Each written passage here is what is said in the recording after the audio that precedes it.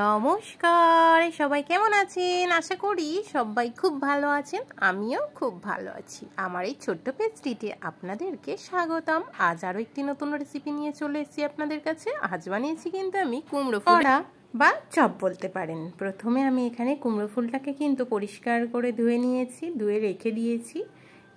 একটা পাত্র নিয়েছি, পাত্রের মধ্যে 4 চা চামচ নিয়েছি বেসন, হাফ চা চামচ নিয়েছি কর্নফ্লাওয়ার আর 3 চা চামচ চালের গুঁড়ো। শুকনো মশলা দিয়েছি গোলমরিচ গুঁড়ো, জিরে গুঁড়ো, গরম মশলা এবং দিয়েছি হলুদ।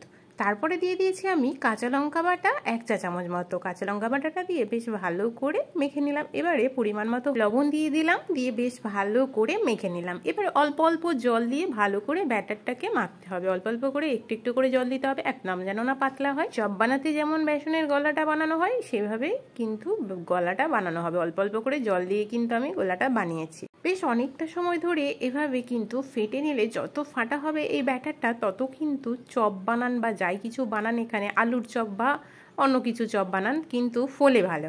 তো দেখুন আমি বেশ অনেকটা সময় ফেটে নিয়েছি। এদিকে আমি একটা কড়াই বসিয়েছি, সাদা তেল দিলাম। তেলটা গরম হয়ে গেলে এবারে ওই কুমড়োর ফুলগুলোকে একে একে নিয়ে বেসনের গোলাতে ডুবিয়ে একে একে কড়ার মধ্যে ছেড়ে দিতে হবে।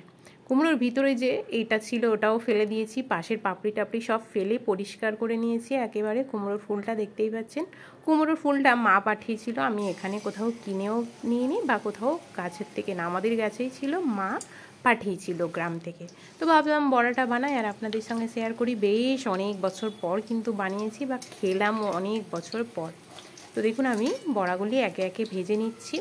গ্যাসটাকে সিমে করে প্রথমে হালকা করে আমি এক পিঠ ভেজে নিয়েছি, আরও এক পিঠ ভেজে নিলাম। এবার গ্যাসটাকে একটু জোরে দিয়ে দেবো, দিয়ে একটু লাল লাল করে কড়া কড়া করে ভেজে তুলে নেব আমি এই কুমড়ো ফুলের বড়া।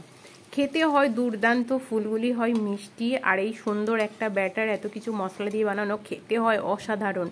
গরম গরম ভাতের সঙ্গে বা সন্ধ্যা স্ন্যাক্স কিন্তু জমে যাবে। একবার যদি বাড়িতে ট্রাই করেন অবশ্যই জানাবেন কেমন লাগলো খেতে। আমার ভিডিওটি ভালো লেগে থাকলে অবশ্যই লাইক কমেন্ট শেয়ার করে পাশে থাকবেন। আবারও আসছি একটি নতুন রেসিপি নিয়ে, ততক্ষণের জন্য ভালো থাকুন, টাটা।